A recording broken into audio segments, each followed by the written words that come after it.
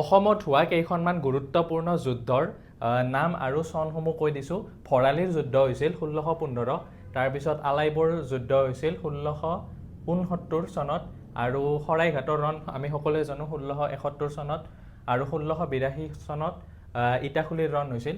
লতাকটাৰ ৰণ হৈছিল 1765 চনত।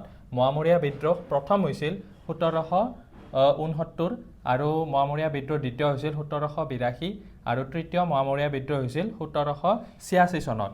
তাৰ লগতে আৰু কেইটামান দ্বন্দ্বাদ্ৰোহ হৈছিল 1795 চনত, মানৰ প্ৰথম আক্ৰমণ হৈছিল 1817 চনত, মানৰ দ্বিতীয় আক্ৰমণ হৈছিল 1819 চনত, আৰু মানৰ তৃতীয় আক্ৰমণ 1821 চনত।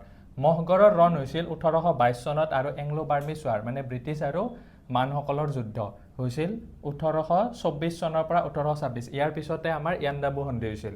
তাৰপিছত ফুলগুৰিত হোৱা ৰণ হৈছিল 1831 চনত, আৰু 1894 চনত পথৰুঘাটৰ বিদ্ৰোহ হৈছিল। গোটেইকেইটা ইম্পৰ্টেণ্ট চনবিলাক আহি থাকে।